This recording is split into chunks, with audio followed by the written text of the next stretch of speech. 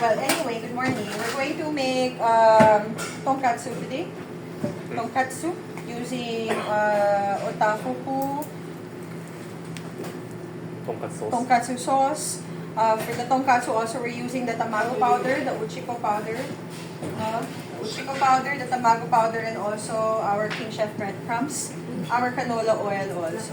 Okay, and then next we'll do the karaage. So for the karaage, we'll use the karaage ko from Showa, the Shio version, no, this one. And then we will also do the Shio koji from Marukome, already seasoned with this one. No? So this is the Shio powder, Shio koji powder, used to marinate this. With the Shio koji powder, you need 3%. No, 3% of this one per kilogram per 100 grams. Okay, 3% per 3. Ay! Hindi kayo pwede maging ko sa nila. See? No, so 3% of this per 100 grams. So you need 3 grams per 100 grams. Okay, so this is already seasoned. So nalagyan na siya kanina na 3 grams nito. No? The 100 grams. So we'll just set this aside because this one is ready to fry already. So with this, we'll use, meron tayo dyang otapuriko. Otapuriko? Katapuriko wala. But we will use the karaage ko for this one.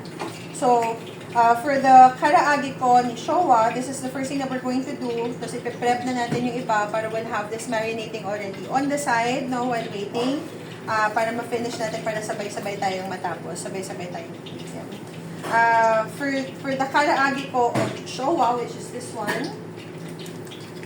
Okay, so we'll start with this. So this one is the Shio flavor. Again, we have 3 versions. We have the standard. We also have the shoyu version. Ang maganda with this, no? Ang maganda with this particular product is this is one and all. This is the only thing that you need. Okay? So you just need this, mix it with the chicken, set it aside for at least 30 minutes. Ideally 30 minutes, but you can actually, fry it right away. But it's better to, let it sit and marinate. No eggs. Okay? So you need 1 kilo of meat. You need also 900 grams of water. And then, no. So 1 kilo nito, no? 1 kilo nito, pang food service na explanation ha. So for 1 kilo, you will add 900 grams of water to 5 kilograms of chicken. 5 kilograms. Isa nito, 5 kilo. Manok. Okay. 900 grams of water. Okay? So, ibig sabihin, 100% na manok, 20% nito, and about 18% of water. Okay. Ganito sa man. Wala nakakaalam, diba? Pero mali yung sinabi ko. Wala kayo sa akin. Yun ang perks ng teacher. Kapag hindi paniwala pala. So anyway, let's start this. So, we'll use a weighing scale para lang sarap po, kumakain lang kayo. That's very good.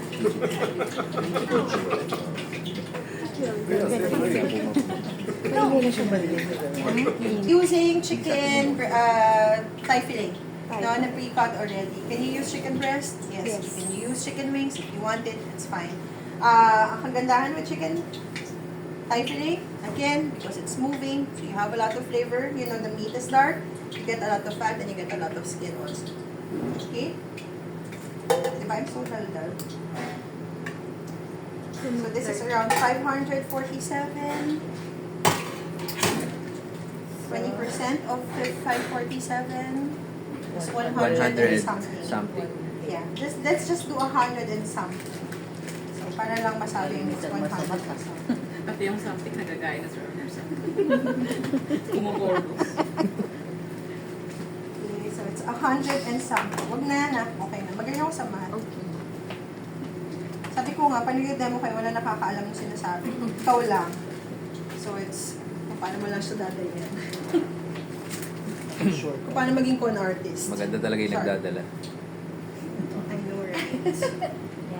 Okay, and then we'll do 900 grams. So mga 90 grams. Now, not necessarily cold when in tap Huwag mo water, masyadong ihalo. but when dealing with meat, no, most especially, it's ideal that you are in a cold area for Chef, yes. yung sa pork, pag nagkakatsu or nagpa-fry, nagko-coat sila, before nilang i-fry or before i-marinate, yung meat, ginagamitan ng mallet ba tawag doon or tinatamper? Yes. Anong purpose po nun, Chef? It's to tenderize the meat. Mm, Especially if you're using the local ones. We call it mallet or meat tenderizer. Yun yung pangpokpok na parang may mga tusok-tusok na. So, Parang not powder. only pork but beef, Chef, except chicken. Tama po ba? Chicken. you can only do also- that for tough cuts of meat. No, technically, when you're using pork loin is basically a very tender cut ng meat, so you don't need to. But if you are going to, if you have a very thick cut, no, it's ideal that you tenderize it a bit. The purpose of that is somewhat to break down the muscle fibers para it's it's palatable. No? It's to just tenderize it a little bit, pero hindi siya dun, not to the level na you're making bistec, you want it flat and thin. Okay? But- Yes, some people do that, yes. But because we have this shokoji, Chef, is it applicable pa rin to use that mallet or not? Not Kasi, anymore. okay. Okay, again, if you are using pork loin, technically you don't need to use the mallet. Pork loin is basically already tender. It is in the loin area. It doesn't move. The purpose of that loin is basically to protect the intestines and that's all.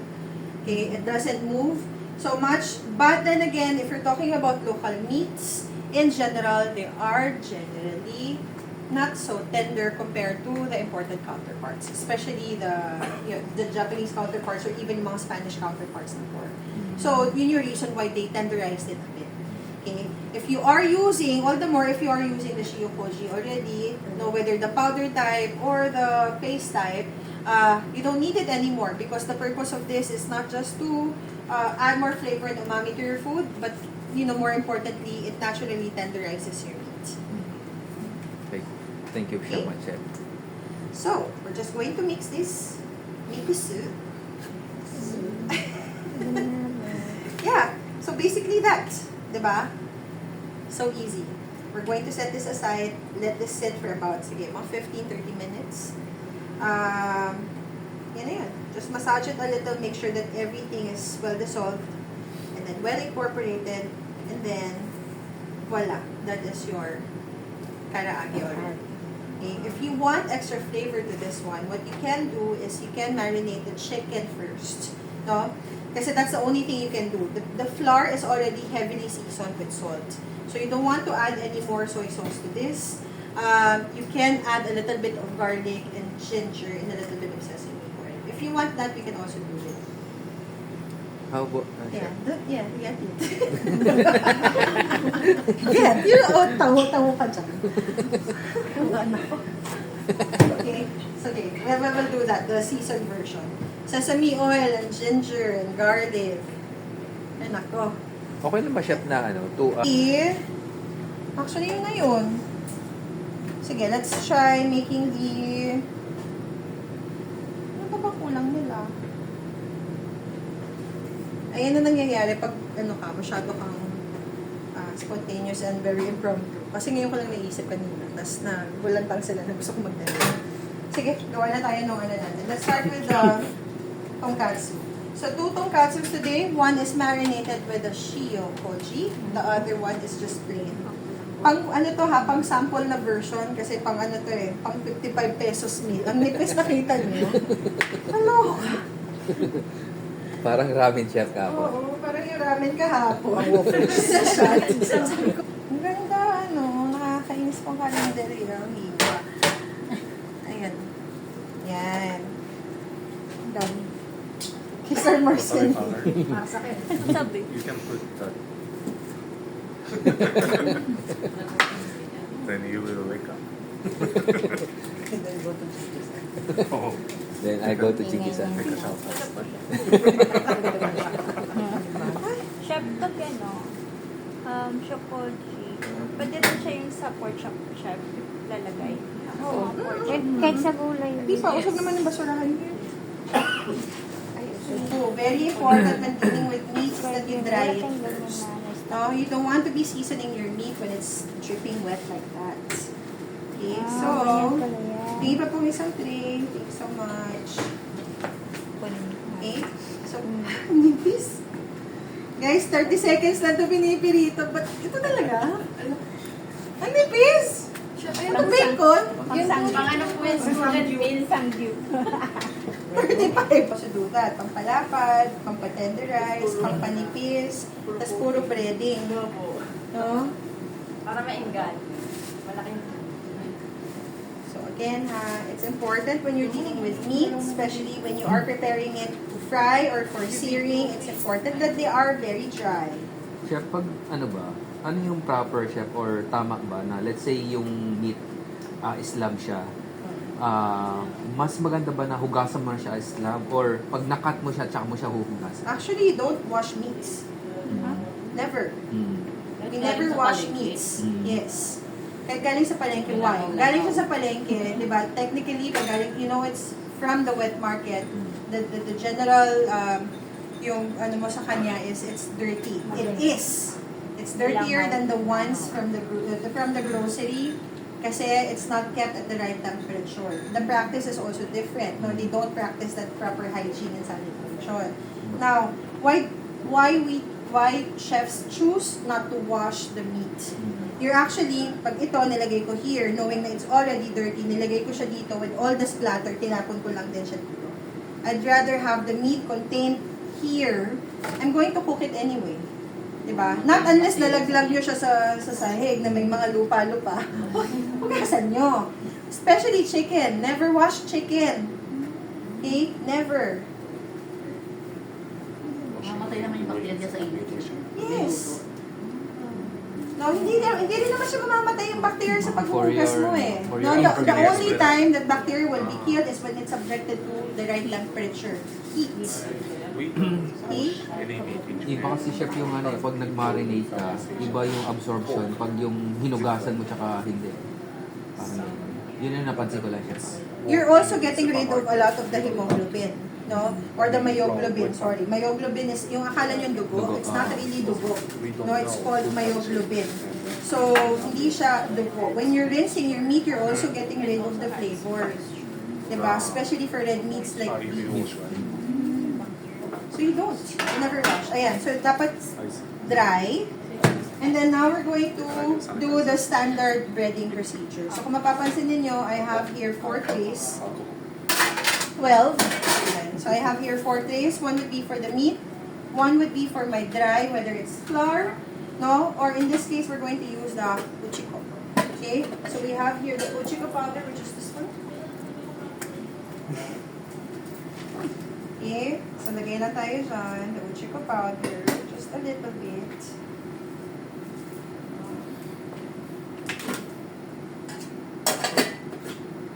Konti lang. The next one would be the tamago powder. The tamago powder is this.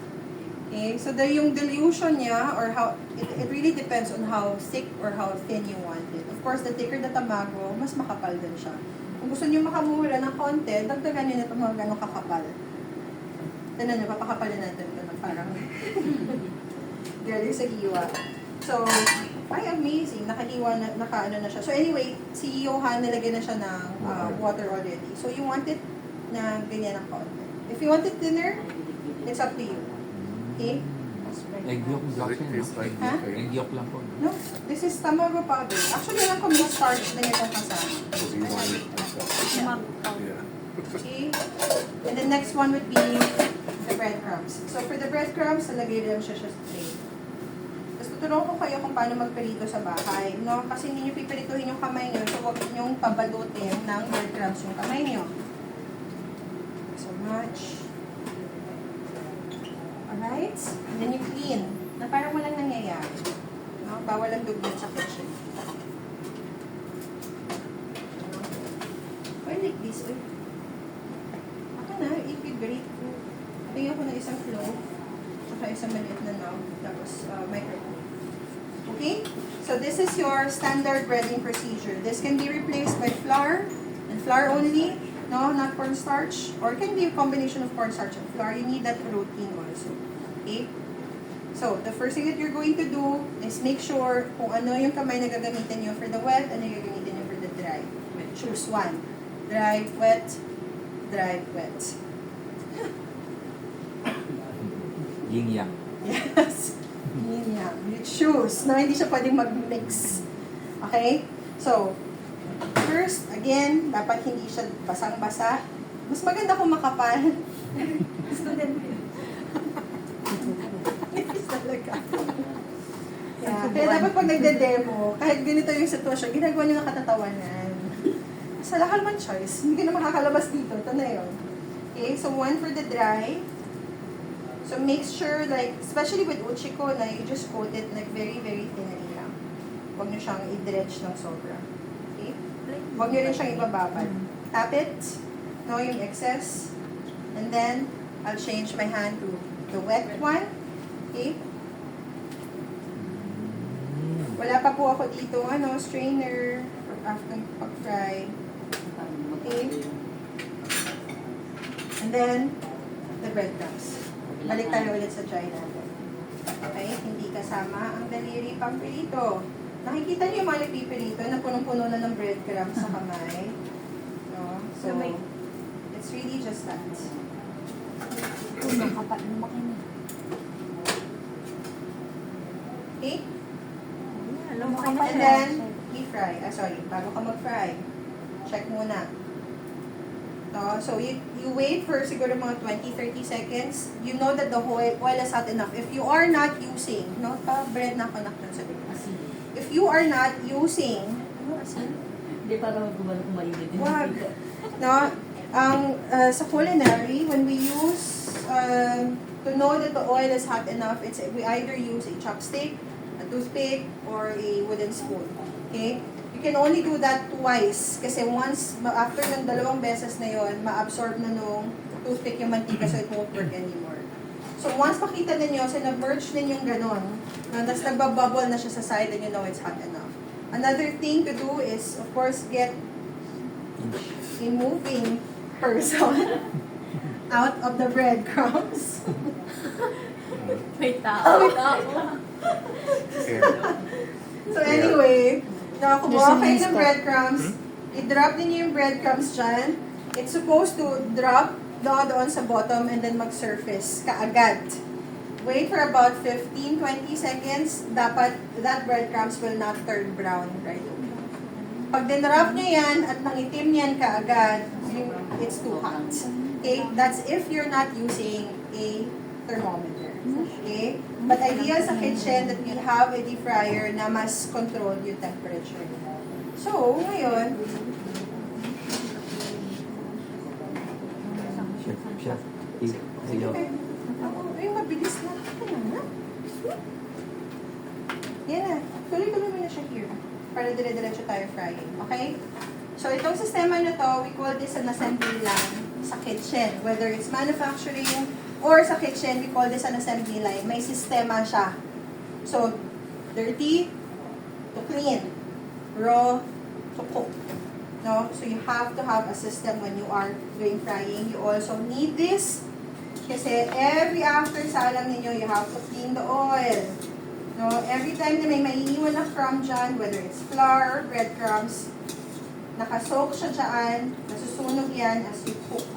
No? So, it deteriorates the quality of the oil also. Chef, Alright? meron bang effect yung yung ginagamit mong cookware sa sa niluluto mo? Let's say stainless, aluminum, mga ganun. Meron bang wala naman. As long as you reach the right temperature, whether you're using cast iron or deep fryer, ang maganda lang with the deep fryer kasi it's controlled. No, nag-a-adjust siya kasi it has its own thermostat. So, pag bumaba yung oil, once iset mo siya at a certain temperature, say 175, magda-drop yun pag naglagay ka nito. Then, it will again pump up the fire para it maintains at 175. With this one, you have to check. That's why when you're frying, you have to do it in batches. So, yan. Question nung last time, why is the oil bubbling when you're frying it? It's because of the moisture coming from the meat. Okay? But if the oil is already bubbling, it's either it's too old No? Or the oil has a lot of water inside.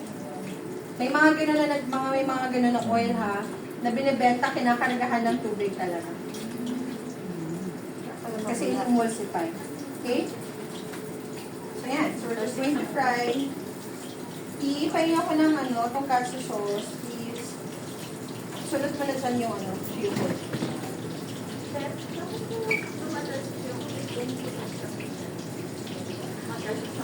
Matalsik sa mukha. Depende sa taas ng tailit. Ang talsik na mantika ninyo will always be based on how high the moisture content of, the item that you're frying. Yeah, sa isda. Sa bangus. So you have to dry mo na. Yes, especially with fish, i-dry mo siya. But then again, it contains so much water inside. Sabi ko nga, boiling ng water is 100 degrees Celsius. Temperature ng frying is minimum 175. So it's almost times 2 of that ng boiling water. So mangyayari doon, the moment you actually drop whatever you want to fry, mag-escape talaga yung tubig sa kanya kasi sobra na siya sa boiling temperature.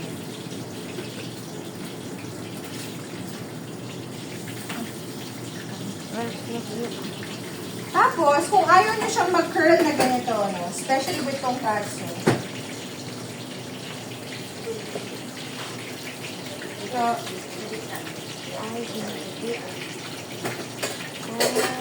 paggawa ka lang ng konting slit here. And then, you fry. So it stays flat.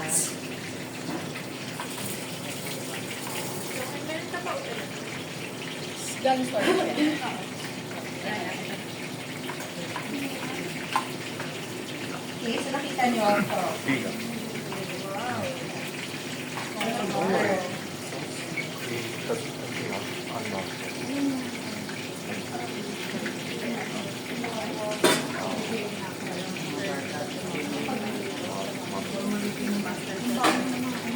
Why? Gagawin mo yun.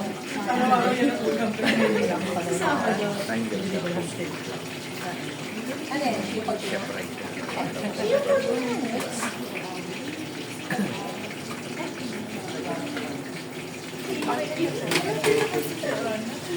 Sa ganito kanipis, actually luto na 22 minutes, promise. 35 pesos lang to ha. Buwan na lang kay kanin candy sheet. Pwede with egg. With egg, sige. Egg daw please. Palista. Ano tawag ko? Ano po na? Or chop silog. Okay? So you just want it golden. Anong egg? Ng manok. Manok. Okay? Diba? Ang laki na niya compared kay Lina.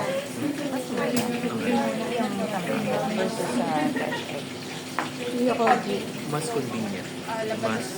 Mas may tatago mo. Kasi ang egg, syempre, mabilis na, 1 week lang, di ba? Or malikot lalo na kung yung hindi fresh yung binili. Wala? Then convenient. Sige, kuha. Kaya mas mahal yan. Pag egg talaga yung gagamitin Very, mo. very convenient. Isang egg lang. Ah, Sorry, walang water. you can add water. Ako, I usually add water or milk. Fresh milk, chef. Fresh milk. Hindi. Fresh milk. O ano sir, breast milk. Whatever is available. Kahit condensed siya, pwede. Condensed. Sir, mas hindi ko lang nagtatanong talaga to. Hindi, chef. Yung condensed na kakanawin mo, chef. Di ba? Yung condensed sa kakana. Condensed, may titimplahin mo. Para, Hindi kayo matamis lalabas yung pagkakas. Bukod doon sa matamis siya, masusunog siya kaagad. Remember sugar, they caramelize. That's ano no. When You impact, sugar browns, it's called caramelization. When meat browns, ang tawag doon, it's just browning because of, ano yun? What kind of reaction is that? Maillard reaction, no? When it's proteins. Okay, so, anyway, ayan na. So you can taste. Yung magamitin ko siya.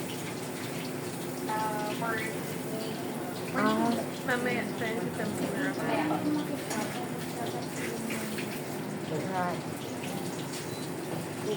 Asan dito yung Koji? 90. Okay.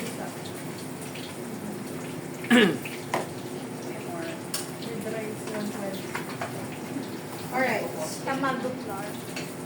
Powder. Powder pala. Okay, so nakita niyo yung difference nung ginawa ko ng slit? It's straight. Okay? And then yung nauna na hindi. So that's the purpose of cutting the slit, no, content. So hindi siya mag-curl. Same with the fish chef, kailangan mong gilit-gilitan na, no? Para Oo, hindi nagilitan, mag-curve. nagigilitan mo pa. Yung sa gitna, para ano, tama ba, chef?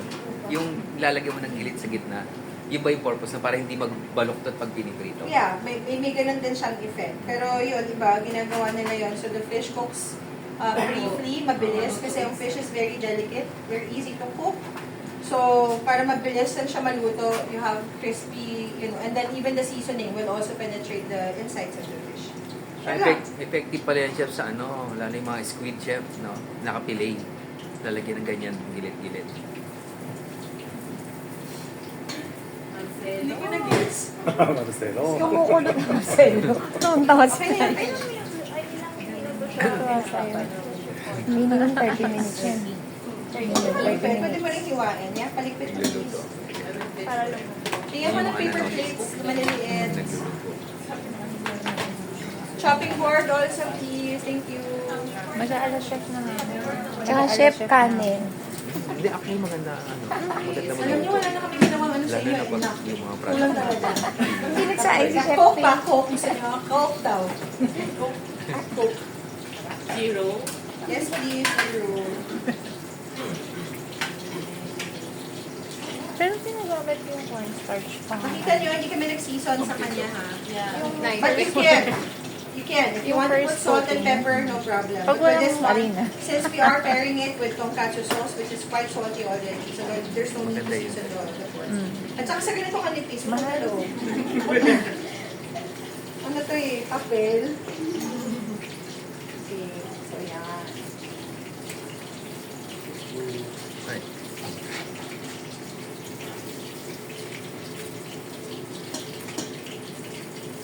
I-roll mo na lang na kaya ka na may mat. Mas lalong mo yun. May cabbage ba kayo dyan? Tsaka goma dressing? Wow. And butter now. mustard paste. Yeah! Miso soup, please. Wow. May meron ba kayong cabbage dyan na pwedeng shred? May cabbage ka pa. Yung rice, pakilagyan ng sesame seeds. Paki-ready na rin yung sesame seeds sa tonkatsu, tsaka yung panggiling nila. Magsilayas kayo. Try shotgun, paparilin na. Yan ang mahirap pag sobrang hipis, kasi ang tagal mo nang niluto. Hindi pa rin. Si ano chef, gumagamit niyan. Si Yaboy. Ano ko? Tsaka si Maisen. Sobrang nipis. Yung Uchiko mix. Magkano yan, sir? 200 plus. Si ano din, mochi. Mochi. 200 lang nun? Alam ko siya mga 200 to 300 yan. Ano? Ano na? Oo, binigyan lang isa. Okay. Nasa the shake mo. Why not? Pero nyo na si Ate Shi. Si Ate Shi. So, isipin nyo na lang, yabo siya kakapala. At si kanipis. Do you have cabbage? Wala. Anong naghahanap po. So this is the one with shiitake. Yan na. Baru kami. Udon. Marukame. Marukome. Ah, marukume. Marcelo. Baka. Tsawa ka. Bakaro. Laka. Now, as with Bakeo. anything that you cook, whether you fry, sinier, you want to rest it a little, no? With frying naman, actually, pwede mo naman din siya i-serve right away. But you want to rest it at least, siguro mga 1 minute, a good 1 minute, just to, para lang mag, redistribute yung moisture na sa loob. Otherwise, when you cut it, no, straight after frying, magtutubig siya. Okay. Order po. Chef, sa restaurant, Kasi ina-enjoy niyo ba yung ganito? Gusto niyo na ng ganito? actually, chef, mas ano, Sige. Pilihan naman next time. yung application kagad, chef, nakikita eh. Oo na nga, ito na nga eh. Napapagod na daw kasi mag-imagine si Sir Mark. Ikaw pa naman sa tagal na. Puro Daw imagine. siya nag-imagine. Sa tagal naman ako. Kahit naman ako, mapapagod na din ako kay imagine. Okay, again, you clean. No? Every after salang ninyo, i-clean the oil. Diba, parang school to hindi lang to Tuto kayo magtrabaho ng malinis kahit sa bahay. Chef, sa restaurant setup, pag may ganyang frying, karaage, pork, na katsu, kailangan separate yung oil, chef. Yes po. Hindi pa Separate pwedeng, ang oil ano? para sa fish, separate ang oil para... Usually pork and chicken can be Pwede. fried together. Aside, except Yes po. fish. Except for fish. Lalo na pag tuyo siguro. Pero yeah, fish in general will have, a separate... Pag very, very strict na the ones that follow yung... at least the ones that respect yung differences ng clients and yung mga religious beliefs, they have a separate small fryer for the pork. Okay? So, ilitin natin. Just clean. Tapos, ang basahan ninyo, please, palagi nakatiklop. Tandaan ninyo, when the basahan is folded like that, you have 16 sides to use. Madumi na to, balik na rin. Pag hindi, doon naman sa kabila like that. Huwag nyo siyang gamitin nung Buo. Parang panyo. kurumpol. Yeah, parang panyo. Yung isa may powder, yung isa May liquid. there. Now we're gonna cut.